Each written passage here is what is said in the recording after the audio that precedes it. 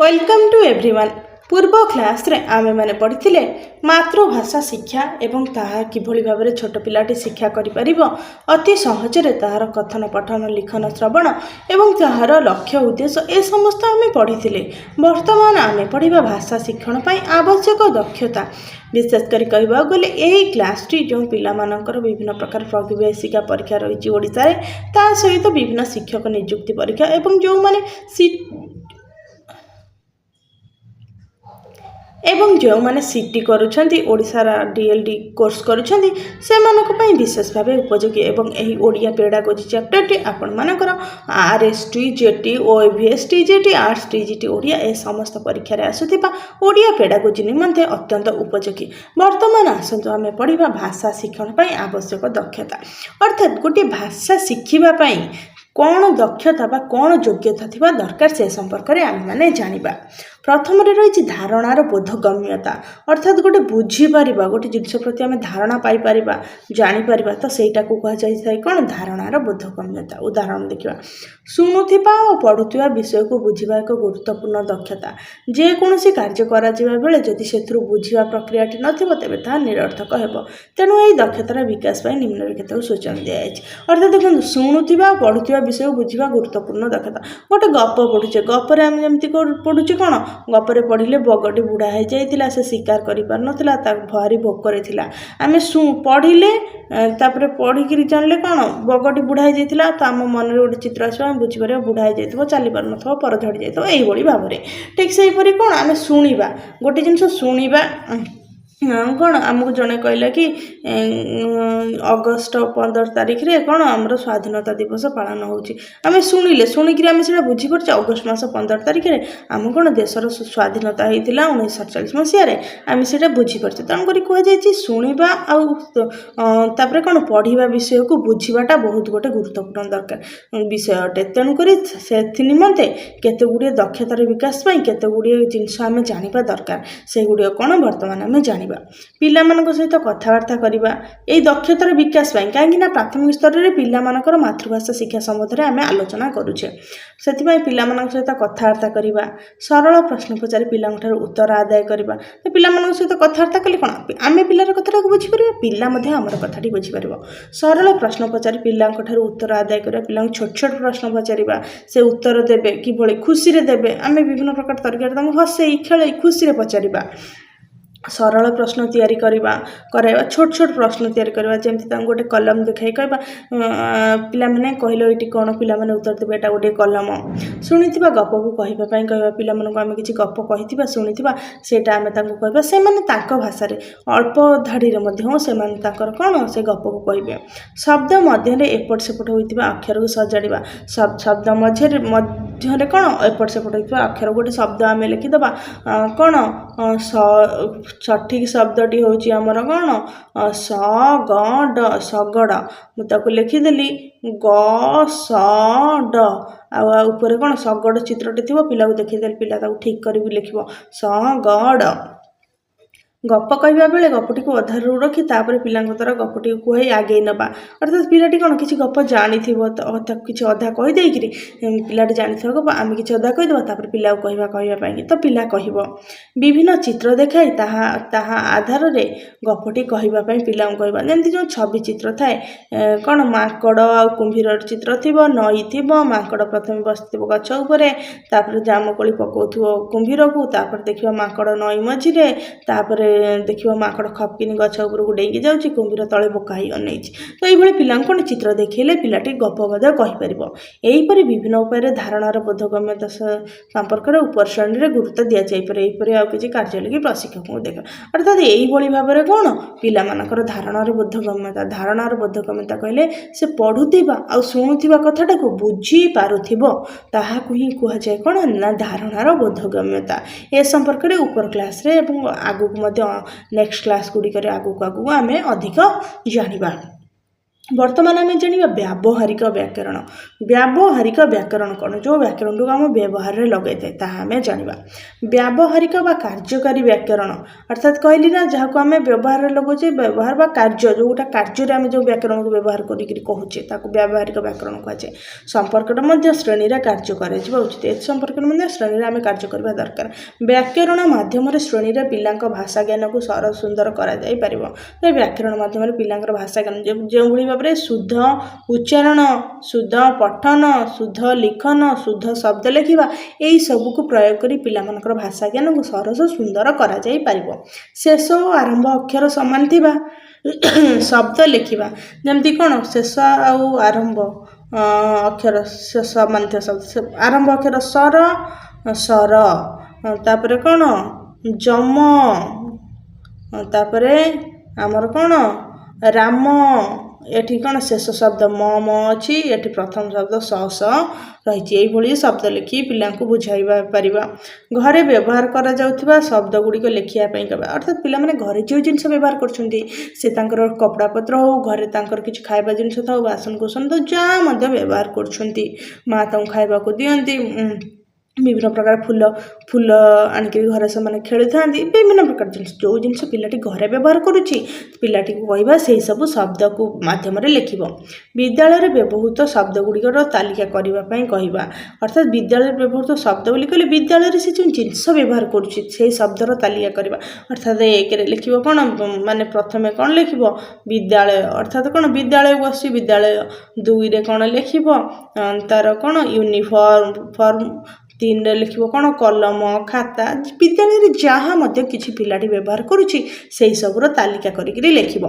ନାମ ସୂଚକ, ଗୁଣ ସୂଚକ, କାମ ସୂଚକ ଶବ୍ଦମାନଙ୍କର ତାଲିକା କରାଇବା। ବିଶେଷ କରି ଏଇ ଲାଇନ୍ଟି ଉପର ଶ୍ରେଣୀର ପିଲାମାନଙ୍କ ପାଇଁ ଉପଯୋଗୀ, କାହିଁକିନା ଛୋଟ ପିଲାମାନେ ଏଗୁଡ଼ିକ ଏତେ ଜାଣିପାରିବେନି। ନାମ ସୂଚକ, ନାମ ସୂଚକ କହିଲେ କ'ଣ? ଯାହାର ଗୋଟିଏ ନାମ ଥାଏ ତାକୁ ନାମ ସୂଚକ କହିବା। ଶ୍ରେଣୀରେ ଥିବା ପିଲାମାନଙ୍କର ଗୋଟେ ନାମ ଥିବ ତାକୁ ନାମ କହିବା।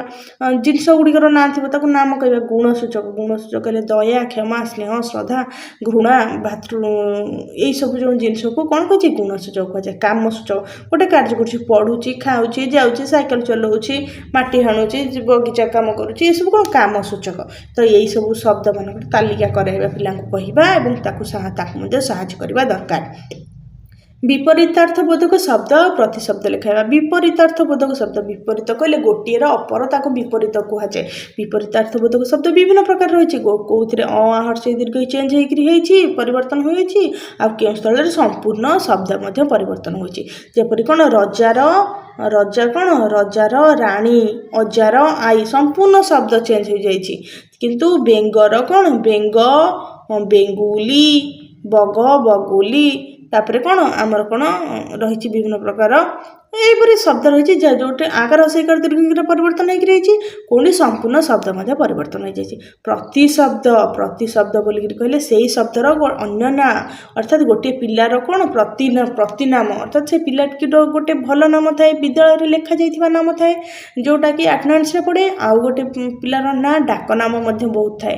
ଯେପରି ଗୋଟେ ରାମର ଭଲ ନାମ ଥାଏ ରାମେଶ୍ୱର, ତାକୁ ଘରେ କେହି ବାବୁନି, ଲିକୁନୁ, କୁନୁ, ମୁନୁ ଯାହା ମଧ୍ୟ ଡାକି ପାରୁଥାନ୍ତୁ, କିନ୍ତୁ ତାର ପ୍ରତିଶବ୍ଦ ହେଉଛି ସେଇ ନାଁ ଗୁଡ଼ିକ ପ୍ରତିନାମ। ଠିକ୍ ସେହିପରି ଗୋଟିଏ ପ୍ରତିନାମ ହେଉଛି କ'ଣ? ଆମର ଯେମିତି ଆକାଶର ପ୍ରତିଶବ୍ଦ କ'ଣ? ଆକାଶର ହେଉଛି ନଭ, ଅମ୍ବର। ଏଇଭଳି ଭାବରେ ପକ୍ଷୀର ଖଗ, ବିହଙ୍ଗମ। ତାପରେ ପୃଥିବୀର ଧରଣୀ, ଧରିତ୍ରୀ, ଅବନୀ, ଧରା, ମହୀ, ପୃଥିବୀ, ବସୁନ୍ଧରା, ଏଇଭଳି ନାଁ ସବୁ ଅଛି। ତ ସେଇ ସବୁ ନାଁ କ'ଣ? ଜଣକୁ ବୁଝାଉଛି, ଏଇସବୁ ଗୁଡ଼ିକୁ ପ୍ରତିଶବ୍ଦ କୁହାଯାଏ। ଶବ୍ଦାର୍ଥ ଖେଳ ଖେଳାଇବା, ତ ବିଭିନ୍ନ ପ୍ରକାର ଶବ୍ଦର ଅର୍ଥଯୁକ୍ତ ଖେଳ ଖେଳାଇବା। ଏହି କାର୍ଯ୍ୟଗୁଡ଼ିକ ସୂଚନା ମାତ୍ର। ଶ୍ରେଣୀରେ ଶିକ୍ଷକ ଶିକ୍ଷୟିତ୍ରୀ ଆହୁରି ଅନ୍ୟ କାର୍ଯ୍ୟ କରିପାରିବେ। ତ ପରିସ୍ଥିତି ପରିବେଶକୁ ଦେଖି ପିଲାମାନଙ୍କର ଶବ୍ଦ ଜ୍ଞାନ ବୃଦ୍ଧି କରିବା ପାଇଁ ଶିକ୍ଷକ ଶିକ୍ଷୟିତ୍ରୀମାନେ ବିଭିନ୍ନ କାର୍ଯ୍ୟ ମଧ୍ୟ କରିପାରିବେ। ସ୍ୱଶିକ୍ଷଣ ଦକ୍ଷତାର ବିକାଶ ପାଇଁ କାର୍ଯ୍ୟ, ଅର୍ଥାତ୍ ବର୍ତ୍ତମାନ ଆମେ ଜାଣିବା ସ୍ୱଶିକ୍ଷଣ ଦକ୍ଷତାର ବିକାଶ, ଅର୍ଥାତ୍ ନିଜେ କିଭଳି ଭାବରେ ନିଜର ଶିକ୍ଷଣର ବିକାଶ କରିପାରିବ, ଅର୍ଥାତ୍ ଅନ୍ୟର ସହାୟତା ନ ନେଇକରି ନିଜେ କିଭଳି ଭାବରେ ଶିକ୍ଷଣ କରିକିରି ଶିକ୍ଷଣକୁ ଉନ୍ନତ କରିପାରିବ ବା ବିକାଶ କରିପାରିବ, ତାହାକୁ କୁହାଯାଇଥାଏ ସ୍ୱଶିକ୍ଷଣ ଦକ୍ଷତାର ବିକାଶ। ମାତୃଭାଷା ପିଲା ପାଇଁ ସ୍ୱଶିକ୍ଷଣର ସୁଯୋଗ ଆଣିଥାଏ। ଅର୍ଥାତ୍ ମାତୃଭାଷାରେ କ'ଣ ପିଲା ନିଜେ ଶିଖିପାରିଥାଏ, ଅନ୍ୟର ସାହାଯ୍ୟ ନ ନେଇକରି ମଧ୍ୟ ସେହି ଭାଷା ମାଧ୍ୟମରେ କହିପାରେ, ପଢ଼ିପାରେ, ଲେଖିପାରେ, ଶୁଣିପାରେ। ଫଳରେ ପିଲାଟି ଆତ୍ମନିର୍ଭରଶୀଳ ହୋଇପାରିଥାଏ। ଆତ୍ମନିର୍ଭରଶୀଳ କହିଲେ ନିଜ ଉପରେ ନିଜ ଉପରେ ନିର୍ଭରଶୀଳ ହୋଇଥାଏ, ଅନ୍ୟ ଉପରେ ନିର୍ଭର ହୋଇନଥାଏ। ଶ୍ରେଣୀରେ ସ୍ୱଶିକ୍ଷଣର ବିକାଶ ପାଇଁ ବ୍ୟବସ୍ଥା କରାଯିବାର ଆବଶ୍ୟକତା ରହିଛି। ତେଣୁ ଶ୍ରେଣୀରେ କ'ଣ ରହିଛି ନା ନିଜେ ଶିଖିବାର ବିକାଶ ପାଇଁ ବିକାଶ ପାଇଁକି ବ୍ୟବସ୍ଥା କରାଯିବାର ଆବଶ୍ୟକତା ଅଛି। ଏଥି ନିମନ୍ତେ ସରକାର ତା ସହିତ ଜନସାଧାରଣ ଧ୍ୟାନ ଦେବା ଦରକାର। ପିଲାମାନଙ୍କର ଏହି ଦିଗ ପ୍ରତି ଧ୍ୟାନ ଦିଆଗଲେ ସେମାନେ ଅଧିକ ଉନ୍ନତି କରିପାରିବେ, ଅଧିକ ନିଜେ ଶିଖିପାରିବେ। ଏହାର କେତୋଟି ନମୁନା କହିଲେ ଏହାର ଉଦାହରଣ ରହିଛି କିଭଳି ଭାବରେ ପିଲାମାନଙ୍କର ସ୍ୱଶିକ୍ଷଣ ବୃଦ୍ଧି ହୋଇପାରିବ। ଅଭିଧାନ ଦେଖି ଶବ୍ଦାର୍ଥ ଖୋଜିବା। ଅଭିଧାନ ବୋଲିକି କହିଲେ ଡିକ୍ସନାରୀ, ଗୋଟେ ଶବ୍ଦ ପିଲାଙ୍କୁ ଦିଆଯିବ, ତ ଡିକ୍ସନାରୀରୁ ସେ ଶବ୍ଦର ଅର୍ଥ ଖୋଜିବେ। ବିଭିନ୍ନ ବିଷୟରେ ତଥ୍ୟ ସଂଗ୍ରହ କରିବା। ପିଲାଙ୍କୁ ତଥ୍ୟ ଦିଆଯିବ କି ଶୀତ ଦିନ ଏଇ ଯେଉଁ କୁସୁମ ଫୁଲ ଫୁଟୁଛି, କୁସୁମ ଫୁଲ ବିଷୟରେ ତଥ୍ୟ ସଂଗ୍ରହ କର। ପିଲାଟି ସଂଗ୍ରହ କରିବ କୁସୁମ ଫୁଲ ହଳଦିଆ ରଙ୍ଗର, ଶୀତ ଦିନେ ଫୁଟେ, ଥଣ୍ଡା ପଡ଼ିଲେ ଫୁଟେ, ଏହାର ମଧ୍ୟ ବାରମାସୀ ଅଛି, ଏହା କେଳି କୁସୁମ ଅଛି, ହଳଦିଆ କୁସୁମ ଅଛି, ନାଲି କୁସୁମ ଅଛି, ବିଭିନ୍ନ ପ୍ରକାର ଅଛି। ତ ସେ ସମ୍ପର୍କରେ ସେ ତଥ୍ୟ ସଂଗ୍ରହ କରିବ। ବିଭିନ୍ନ ଶିଶୁ ପତ୍ର ପତ୍ରିକା, ଛୋଟ ପିଲାଙ୍କ ନିମନ୍ତେ ଯେଉଁ ପତ୍ର ପତ୍ରିକା, ସେଥିରେ ଜହ୍ନରାଇଚର କାହାଣୀ, ଭଲ ଛୋଟ କଥା ଯେଉଁଟାକି ପିଲାମାନେ ବୁଝିପାରିବେ ସେହିପରିକା ଲେଖା ଥାଏ, ସେମାନେ ପଢ଼ିପାରିବେ। ଉପଯୋଗୀ ପୁସ୍ତକ, ସେମାନଙ୍କ ଶ୍ରେଣୀ ଅନୁସାରେ ଯେଉଁ ଉପଯୋଗୀ ପୁସ୍ତକ ଥାଏ। ସମ୍ବାଦପତ୍ର ପଢ଼ିବା ପାଇଁ ସୁଯୋଗ ସୃଷ୍ଟି, ଅର୍ଥାତ୍ ଏହିସବୁ ଜିନିଷ ସମ୍ବାଦପତ୍ର ପଢ଼ିଲେ ମଧ୍ୟ ଦେଶ ବିଦେଶରେ ଜାଣିବେ, କିଛି ଗଳ୍ପ ଜାଣିବେ, ତା ପିଲାକୁ ଯେଉଁଟା ଭଲ ଲାଗିବ ସେ ପଢ଼ିବ।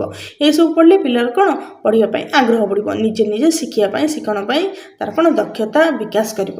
ପରିବେଶ ଅଧ୍ୟୟନ ଓ ପ୍ରକୃତି ପର୍ଯ୍ୟବେକ୍ଷଣ। ପରିବେଶ ଅଧ୍ୟୟନ କହିଲେ ପରିବେଶରେ କ'ଣ ଅଛି, କିଭଳି ଅଛି, ମାଟି ପାଣି ପବନ କିଭଳି ସୃଷ୍ଟି ହେଲା, କିଏ କେମିତି ଖାଉଛି ବଞ୍ଚୁଛି, ଯେମିତି ବେଙ୍ଗକୁ ଖାଇଦେଉଛି ସାପକୁ ଖାଇଦେଉଛି ମୟୂର, ତାପରେ ହରିଣ ଖାଉଛି ଘାସକୁ ହରିଣକୁ ଖାଇଦେଉଛି ବାଘ ଭାଲୁ ମଲେ ସେମାନଙ୍କୁ କିଏ ନା ସେମାନଙ୍କୁ ଜୀବାଣୁ ଖାଉଛନ୍ତି। ଏହିସବୁ ଜିନିଷ ପିଲାମାନେ ପରିବେଶକୁ ଦେଖିକିରି ଜାଣିବେ। ପରିବେଶରେ ଦିନ ରାତି ଋତୁ ପରିବର୍ତ୍ତନ ହୋଇଥାଏ, ତା ସହିତ ପିଲାମାନଙ୍କର ଖାଦ୍ୟପେୟ ମଧ୍ୟ ପରିବେଶରୁ ମିଳିଥାଏ। ଓ ପ୍ରକୃତି ପର୍ଯ୍ୟବେକ୍ଷଣ, ପ୍ରକୃତି ଏହିସବୁ ଜିନିଷକୁ ପରିବେଶ ପ୍ରକୃତିକୁ ଦେଖି ପିଲାଟି ଶିଖିବ। ପର୍ଯ୍ୟବେକ୍ଷଣ, ଦେଖିକିରି ନିରୀକ୍ଷଣ କରିକିରି ନିଜ ଜ୍ଞାନ ଆହରଣ କରିବ। ତ ଏହା ପିଲାର ଆତ୍ମନିର୍ଭରଶୀଳ ଶିକ୍ଷଣ ଦକ୍ଷତାର ବୃଦ୍ଧି। ବକ୍ତୃତା ତର୍କ ପ୍ରତିଯୋଗିତା ଆୟୋଜନ କରିବା। ବକ୍ତୃତା ତର୍କ ପ୍ରତିଯୋଗିତା କହିଲେ ପିଲାଟିକୁ ଗୋଟେ ବିଷୟ ଦିଆଯିବ, ସେଇ ବିଷୟ ଉପରେ ନିଜେ ଅନୁଧ୍ୟାନ କରି କହିବାକୁ ଚେଷ୍ଟା କରିବ, ଜାଣିବାକୁ ଚେଷ୍ଟା କରିବ। ତ ଏହାଦ୍ୱାରା ପିଲାର ସ୍ୱଶିକ୍ଷଣର ବିକାଶ ବୃଦ୍ଧି ହେବ। ତାହା ସହିତ ରହିଛି ବର୍ତ୍ତମାନ ଆମେ ଜାଣିବା ଭାଷା ବ୍ୟବହାର ପାଇଁ କାର୍ଯ୍ୟ। ଆମର ଯେଉଁ ଭାଷା ରହିଛି ସେଇ ଭାଷାଟିକୁ ଆମେ ବ୍ୟବହାର କରିବା ପାଇଁ କେଉଁ ପ୍ରକାର କାର୍ଯ୍ୟ କରିବା ବା କ'ଣ କାର୍ଯ୍ୟ କରିପାରିବା। ଏହି ଦକ୍ଷତାର ବିକାଶ ପାଇଁ ସବୁ ଦକ୍ଷତାର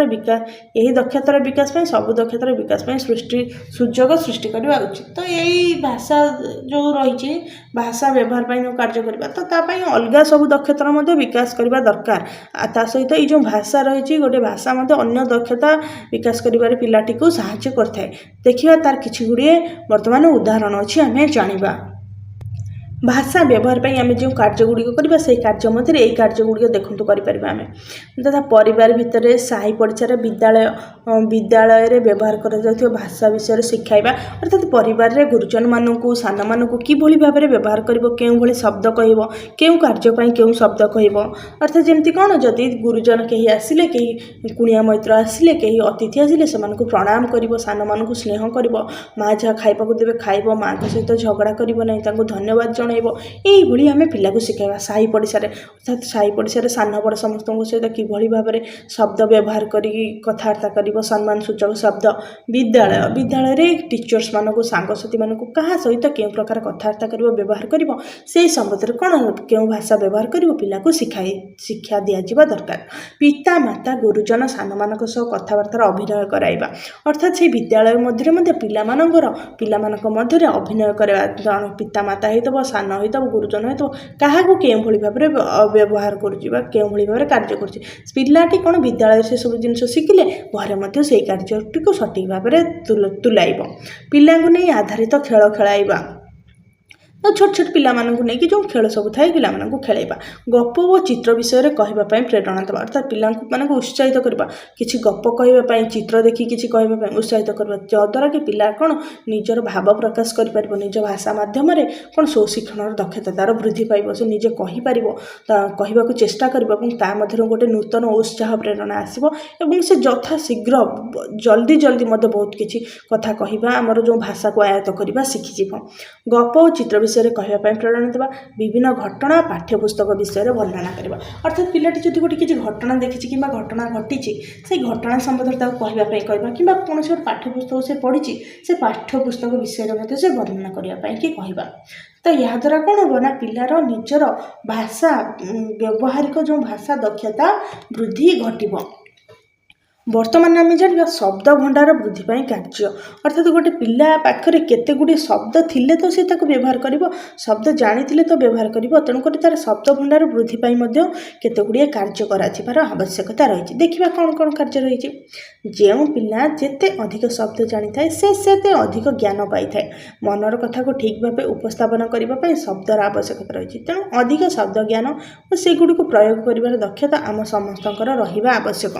ଅର୍ଥାତ୍ ଗୋଟେ ପିଲା ଯେତେ ଶବ୍ଦ ଜାଣିଛି, ଶବ୍ଦର ଅର୍ଥ ଜାଣିଛି, ତାକୁ ପ୍ରକାଶ କରିବା ଜାଣିଛି, ସେ ସେତେ ଅଧିକ ଜ୍ଞାନ ପାଇଥାଏ, ସେ ସେତେ ଅଧିକ ଜ୍ଞାନୀ ହୋଇଥାଏ ଏବଂ ଅଧିକ ଶିଖି ଯାଇଥାଏ। ସେ ପିଲାଟି କ'ଣ କରେ ନା ନିଜର ମନର କଥାକୁ ସଠିକ୍ ଭାବରେ ଉପସ୍ଥାପନ କରିପାରେ, ଆଉ ଠିକ୍ ଭାବରେ ଏବଂ ପ୍ରାଞ୍ଜଳ ଭାବରେ ଉପସ୍ଥାପିତ କରିପାରେ, ସେଥିପାଇଁ ତା'ର ଶବ୍ଦର ଆବଶ୍ୟକତା ରହିଛି।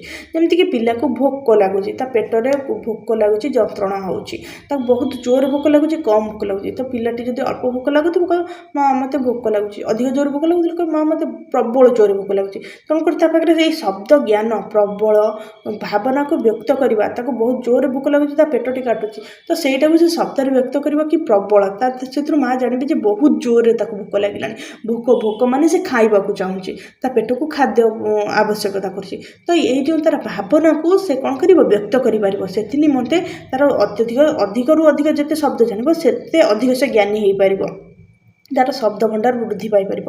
ତେଣୁ ଶବ୍ଦ ଭଣ୍ଡାର ବୃଦ୍ଧି ପାଇଁ କିଛି କାର୍ଯ୍ୟ କରାଯିବାର ଆବଶ୍ୟକତା ରହିଛି। ତେଣୁ ଅଧିକ ଶବ୍ଦ ଜ୍ଞାନ ସେଗୁଡ଼ିକୁ ପ୍ରୟୋଗ କରିବାର ଦକ୍ଷତା ଆମ ସମସ୍ତଙ୍କର ରହିବା ଆବଶ୍ୟକ। ତେଣୁକରି ପିଲା ନିମନ୍ତେ ପିଲା ପାଖରେ ଅଧିକ ଶବ୍ଦ ଭଣ୍ଡାର ଏବଂ ତାକୁ ପ୍ରୟୋଗ କରିବାର ଦକ୍ଷତା ଆମ ପାଖରେ ରହିବା ଦରକାର, ଯାହାଦ୍ୱାରା କି ଆମେ ପିଲାକୁ ମଧ୍ୟ ଶିଖେଇ ପାରିବୁ ଏବଂ ପିଲାର ମଧ୍ୟ ଜ୍ଞାନ ବୃଦ୍ଧି ଘଟିବ। ଶବ୍ଦ ଭଣ୍ଡାର ବୃଦ୍ଧି କରିବା ପାଇଁ କୌଣସି ନିର୍ଦ୍ଦିଷ୍ଟ ପ୍ରଣାଳୀ ନାହିଁ, ତା ପାଇଁ କିଛି ନିର୍ଦ୍ଦିଷ୍ଟ ପ୍ରଣାଳୀ ନାହିଁ, କିନ୍ତୁ ଗୋଟିଏ ଜିନିଷ ହେଉଛି ଶବ୍ଦ ଭଣ୍ଡାର ବୃଦ୍ଧି ପାଇଁ ପିଲାଟି ମୋ ମତରେ ପିଲାଟି ଯେତେ ଅଧିକ ପଢ଼ିବ, ଯେତେ କଥାବାର୍ତ୍ତା ହେବ, ପରିବେଶକୁ ଦେଖିବ, ତା ମନରେ ପ୍ରଶ୍ନ ଆସିବ, ପ୍ରଶ୍ନ ପଚାରିବ, ସେ ପ୍ରଶ୍ନର ସମାଧାନ ଖୋଜିବ, ତେବେ ତାହେଲେ ପିଲାର ଶବ୍ଦ ଜ୍ଞାନ ଅଧିକ ବୃଦ୍ଧି ପାଇବ। ପୂର୍ବରୁ ଲେଖାଯାଇଥିବା ପ୍ରତ୍ୟେକ କାର୍ଯ୍ୟ ଏହି ଶବ୍ଦ ଭଣ୍ଡାର ବୃଦ୍ଧି ପାଇଁ ସହାୟକ ହୋଇଥାଏ। ଏଇ ଯେଉଁ ସବୁ କାର୍ଯ୍ୟ ଅଛି ତ ପିଲାର ଶବ୍ଦ ଭଣ୍ଡାର ବୃଦ୍ଧି ପାଇଁ ସାହାଯ୍ୟ କରିଥାଏ। ଏଣୁ ଶିକ୍ଷକ ହିସାବରେ ଆମେ ଶ୍ରେଣୀ ବାହାରେ ଓ ବାପା ମା ହିସାବରେ ଘରେ ଓ ଘର ବାହାରେ ସୁଯୋଗ ଦେବା। ତେଣୁକରି ଏସବୁ କାର୍ଯ୍ୟରେ ପିଲାକୁ କହିବା ପାଇଁ କି ଶବ୍ଦ ଭଣ୍ଡାର ବୃଦ୍ଧି ପାଇଁ ସୁଯୋଗ ଦେବା ଦରକାର। ଶିକ୍ଷକ ଶ୍ରେଣୀରେ କେତୋଟି ଉଦାହରଣ ମଧ୍ୟ ଦେଇପାରିବେ, ଶିକ୍ଷକ ମଧ୍ୟ କିଛି ଗୁଡ଼ିଏ ଉଦାହରଣ ଦେଇକରି ପିଲାଙ୍କୁ ମଧ୍ୟ ବୁଝାଇ ପାରିବେ। ଗୋଟିଏ ଶବ୍ଦର ଭିନ୍ନ ଭିନ୍ନ ଅର୍ଥ, ଗୋଟିଏ ଶବ୍ଦର ବିଭିନ୍ନ ଅଲଗା ଅର୍ଥ ଅଛି। ପାଣି, ସ୍ୱର, ଦିନ ଜାଣିବା ହେଉଛି ଶବ୍ଦ ଭଣ୍ଡାର ବୃଦ୍ଧିର ଗୋଟିଏ ନମୁନା ମାତ୍ର। ଗୋଟିଏ ଶବ୍ଦର ଅଲଗା ଅର୍ଥ ଅଛି ନା ନାହିଁ, ଯେମିତି ଆମେ ପ୍ରତିଶବ୍ଦ ପଢ଼ିଲେ, ତେଣୁକରି ଏହିସବୁ ଜିନିଷ ପିଲା ଜାଣିବା ଦରକାର। ଏହିପରି ଅନେକ ନମୁନା ଶ୍ରେଣୀରେ କାର୍ଯ୍ୟକାରୀ କରାଯାଇପାରିବ। ପରିବେଶ ପରିସ୍ଥିତି ପିଲାଙ୍କର ଆବଶ୍ୟକତାକୁ ଦେଖିକରି ଶିକ୍ଷକ ବିଭିନ୍ନ ପ୍ରକାର କାର୍ଯ୍ୟ କରାଇ ପାରିବେ ବିଦ୍ୟାଳୟରେ। ଶିକ୍ଷକଙ୍କ ଉପରେ ନିର୍ଭର କରୁଛେ ଉପରେ ବିସ୍ତୃତ ଭାବରେ ଆମେ ଭାଷାର ବିଭିନ୍ନ ଦକ୍ଷତାର ବିକାଶ ପାଇଁ ଶ୍ରେଣୀରେ କି କାର୍ଯ୍ୟ କରାଯାଇପାରିବ ତାର ଏକ ନମୁନା ଜାଣିଲେ ଏହିପରି ଅନେକ କାର୍ଯ୍ୟ ଆମେ ଶ୍ରେଣୀରେ କରିପାରିବା। ତ ଏଇଭଳି ଭାବରେ ଆହୁରି ବହୁତ କିଛି କାର୍ଯ୍ୟ ମଧ୍ୟ ଆମେ ଶ୍ରେଣୀରେ କରିପାରିବେ। ତ ଏହା ହେଇଥିଲା ଆଜିର କ୍ଲାସ୍ଟି, କିଭଳି ଭାବରେ ପିଲାର ଶବ୍ଦ ଭଣ୍ଡାର ବୃଦ୍ଧି ପାଇପାରିବ ଏବଂ ଭାଷା ନିମନ୍ତେ କିଭଳି ଭାବରେ ବ୍ୟବହାରିକ କାର୍ଯ୍ୟ ମାଧ୍ୟମରେ ଭାଷା ଭଣ୍ଡାର ଜ୍ଞାନ ବୃଦ୍ଧି ପାଇପାରିବ। ଯଦି ଆପଣମାନଙ୍କୁ ଆମ କ୍ଲାସ୍ଟି ଭଲ ଲାଗିଛି ଚ୍ୟାନେଲଟିକୁ ସବସ୍କ୍ରାଇବ୍ କରନ୍ତୁ। ଆଉ ଯଦି କୌଣସି ମଧ୍ୟ ସନ୍ଦେହ ରହିଛି, ପ୍ରଶ୍ନ ରହିଛି, କମେଣ୍ଟ ମାଧ୍ୟମରେ ଜଣାନ୍ତୁ।